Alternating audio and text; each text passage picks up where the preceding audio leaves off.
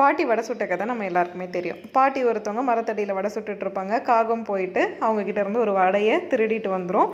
அதை பார்த்து ஒரு நரி காக்கா வாயில் வடை இருக்கிறத பார்த்துட்டு, காக்கா காக்கா நீ ரொம்ப அழகாக இருக்க, நீ நல்லா பாட்டு பாடுவேன், எனக்காக ஒரு பாட்டு பாடுன்னு கேட்கும். உடனே நம்மளோட காகமும் காக்கான்னு கத்த வாயில் இருந்த வடை கீழே விழுந்துடும். நரி அதை தூக்கிட்டு போயிடும். காக்கா ஏமாந்து போயிடும். இது நம்ம எல்லாருக்கும் தெரிஞ்ச ஒரு கதை. ஆனால் இப்போ அந்த காக்கா என்ன பண்ணிருச்சுன்னா, மைண்டு ட்ரைனிங் ப்ரோக்ராம்லாம் அட்டன் பண்ணி ரொம்ப மெச்சூர்டான காக்காவாக மாறிடுச்சு. லைஃப்பில் நிறைய விஷயங்களை பார்த்துருச்சு. ரொம்ப மெச்சூர்டான காக்காவாக மாறிடுச்சு. இப்போ அந்த காக்கா திரும்பவும் வருது. என்ன நடக்குதுன்னு பார்க்கலாமா? காக்கா எப்போதும் போல் வானத்தில் பறந்து போயிட்டு இருக்கும்போது அதே மரத்துக்கு கீழே ஒரு பாட்டி வடை சுட்டுக்கிட்டு இருக்கிறத பார்க்குது. அப்போ என்ன செய்யுது, அந்த மரக்கிளையில் உட்காருது. அந்த பாட்டியை பார்த்து என்ன கேட்குது, ஹலோ பாட்டி அப்படின்னு கேட்காம, ஹலோ முனிமா பாட்டி, ஹவ் ஆர் யூ அப்படின்னு கேட்குது. பாட்டி ரொம்ப ஷாக் ஆயிட்டாங்க. ஹாய் காக்கா, ஐ எம் ஃபைன். ஆமாம், என் பேர் உனக்கு எப்படி தெரியும் அப்படின்னு பாட்டி கேட்க, பாட்டி நீ தான் விஜய் டிவியில் டெய்லி குக் வித் கோமாளியில் சமைக்கிறியே, நான் அதை பார்த்துக்கிட்டு தானே இருக்கேன் அப்படின்னு காக்கா சொல்ல, உடனே பாட்டி அது சரி, இப்போ எதுக்கு நீ வந்த, வடையை திருட தானே வந்தேன்னு பாட்டி கேட்க, உடனே காக்கா no no don't mistake me, நான் வடையை வாங்கி சாப்பிட வந்தேன்னு காக்கா சொல்ல, சரி இந்தா சாப்பிட்டு பாரு அப்படின்னு பாட்டி அந்த வடையை கொண்டு வந்து கொடுக்குறாங்க. உடனே காக்கா கேட்டது, இது ஃப்ரீ ஹீட் பண்ண ஆயிலில் செஞ்சதா அப்படின்னு சொல்லிட்டு காக்கா கேட்டுச்சு. உடனே பாட்டி சொன்னாங்க, ஃப்ரீ ஹீட் பண்ண ஆயிலா, அப்படிலாம் என்னன்னு எனக்கு தெரியாதே, நான் ரீஃபைண்ட் ஆயிலில் தான் சமைச்சேன் அப்படின்னு பாட்டி சொல்கிறாங்க.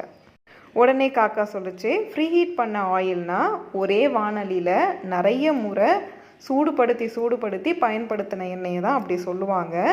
ஆனால் அதை ஒருத்தன் சாப்பிடும்போது அவனுக்கு செரிமான பிரச்சனை ஏற்படும், வயிறு சம்மந்தமான பிரச்சனை ஏற்படும், அல்சர் வரும், ஏன் தொடர்ந்து யூஸ் பண்ணால் கேன்சரே கூட வரும் அப்படின்னு சொல்லிட்டு காக்கா சொல்லுச்சு.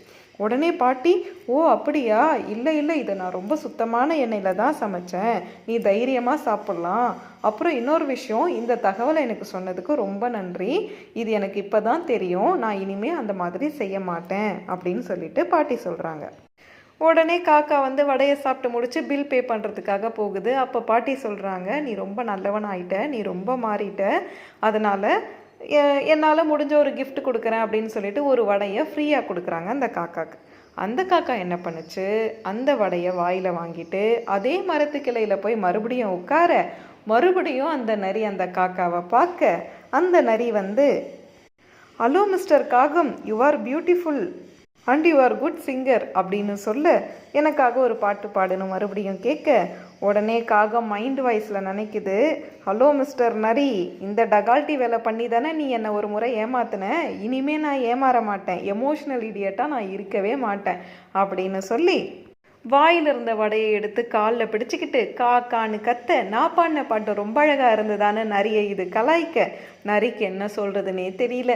நரிக்கு கோபப்படுறதான்னு தெரியாமல், அது ஏமாந்ததையும் அதால் ஏற்றுக்க முடியாமல் முகத்தை தொங்க போட்டுக்கிட்டு அது போயிருச்சு. காக்காவும் காலில் இருந்த வடையை வாயில் எடுத்துக்கிட்டு பறந்துருச்சு. இதிலிருந்து நமக்கு என்ன புரிஞ்சுது, எந்த விதத்துலேயும் நம்ம எமோஷ்னல் இடியட்டாக இருக்கவே கூடாது. நீ ரொம்ப அழகாக இருக்கன்னு சொல்லிட்டு ஒருத்தவங்க நம்மளை பிளாக் பண்ணவும் வாய்ப்பு இருக்குது. அதே மாதிரி நம்மளை நெகட்டிவாக சொல்லியும் நம்மளை ஒருத்தவங்க லாக் பண்ணுறதுக்கு வாய்ப்புகள் இருக்குது. ஆகையினால ஒருத்தவங்க பாசிட்டிவாக சொல்கிறாங்களா, ஓகே தேங்க்யூ அப்படின்னு சொல்லிட்டு அதை கடந்து போங்க. இல்லை நெகட்டிவாக சொல்கிறாங்களா, ஓகே நான் கற்றுக்கிறேன், நான் தெரிஞ்சுக்கிறேன், நான் அதை பற்றின இன்னும் நாலேஜை டெவலப் பண்ணிக்கிறேன் அப்படின்னு சொல்லிட்டு அந்த விஷயத்தை கடந்து போங்க.